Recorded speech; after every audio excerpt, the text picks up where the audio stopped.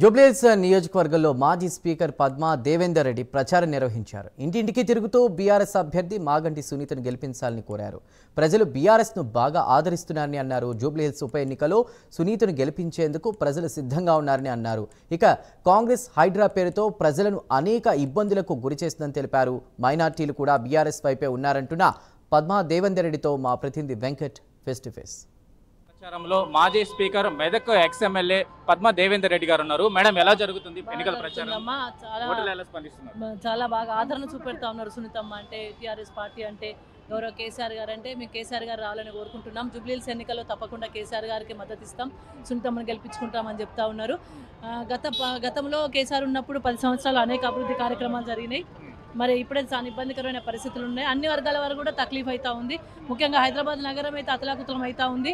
హైడ్రా తీసుకొచ్చి అనేక ఇబ్బందులకు గురి చేసిండ్రు. చిరు వ్యాపారస్తులు, పెద్ద వ్యాపారస్తులు ఎవరు కూడా వ్యాపారం చేసుకునే పరిస్థితి కనబడతలేదు. కాబట్టి మేము సునీతమ్మకే ఓటేస్తాం.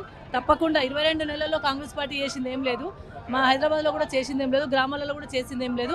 కాబట్టి డెఫినెట్గా సునీతమ్మని గెలిపించుకుంటాం, కాంగ్రెస్ పార్టీకి బుద్ధి చెప్తామంటున్నారు. జూబ్లీహిల్స్ ధనిక నియోజకవర్గం అయినా కానీ పేదలు ఇంకా ఇబ్బందులు పడుతున్న పరిస్థితి ఉంది.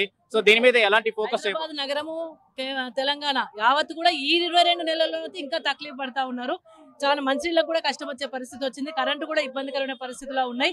కాబట్టి ఇక్కడ పేదవారు కష్టపడతా ఉన్నారు, పెద్దవాళ్ళు కష్టపడతా ఉన్నారు. హైదరాబాద్ లో ఇల్లు కొనాలన్నా అమ్మాలన్నా భయపడే పరిస్థితిని తీసుకొచ్చింది కాంగ్రెస్ పార్టీ. కాంగ్రెస్ నాయకుల ఇళ్లలో డబ్బులు దొరికాయన్నట్లుగా మీరు ఆరోపించడం జరుగుతుంది. బీఆర్ఎస్ నాయకులు దీని మీద వాళ్ళు సామదాన భేద దండోపాయాలు ఉపయోగించి ఇక్కడ ఎక్కడైనా కుట్ర చేయాలని చెప్పి చూస్తా ఉన్నారు. కాబట్టి చాలా చోట్ల కూడా అట్లాంటి ప్రలోభాలకు గురి చేస్తా ఉన్నారు. ఎంత ప్రలోభాలకు గురి చేసినా ప్రజలు మాత్రం చైతన్యంగా ఉన్నారు. ప్రజలు మాత్రం బీఆర్ఎస్ వైపే ఉన్నారు. సునీత గారికి ఓటు వేయడానికి ప్రధానంగా కారణం ఏదైనా చెప్పాలంటే మీరు ఏం చెప్తారు? డెఫినెట్ గా, ఎందుకంటే కాంగ్రెస్ పార్టీ చేస్తున్న మోసాన్ని ప్రజలకు తెలిసి వచ్చింది. కాబట్టి కాంగ్రెస్ పార్టీ తెలిసి రావాలి. ఈ 2 ఏళ్లలో ఏం చేయలేకపోయింది. కాబట్టి మేము ఓటేయమని చెప్పేసి కాంగ్రెస్ పార్టీకి గంటాపదంగా చెప్పడానికి ప్రజలు సిద్ధంగా ఉన్నారు.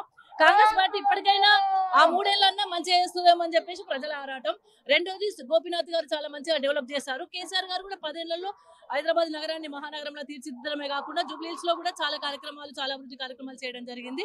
డెఫినెట్ గా సునీతమ్మ గెలుస్తాను. గోపీనాథ్ గారు 10 ఏళ్లలో మంచి అభివృద్ధి పనులు చేశారని చెప్తున్నప్పటికీ ఏదైతే నవీన్ యాదవ్ గారు అటు కాంగ్రెస్ పార్టీ నుంచి పోటీ చేయడం జరుగుతుంది, ఆయన గురించి ఏం చెప్తారు? ఆయన గురించి ఆయనే చెప్పుకుంటున్నాడు. మనం చెప్పాల్సిన అవసరం లేదు. ఆయన మాటల్లో ఆయన నైజం బయటపడతా ఉంది.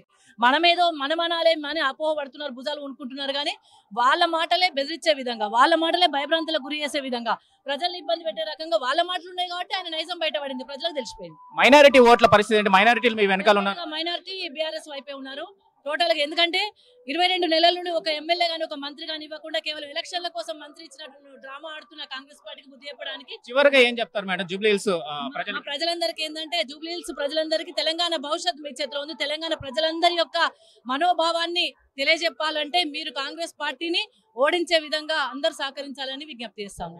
ఇది పద్మా దేవేందర్ రెడ్డి గారి అభిప్రాయం. So over to studio.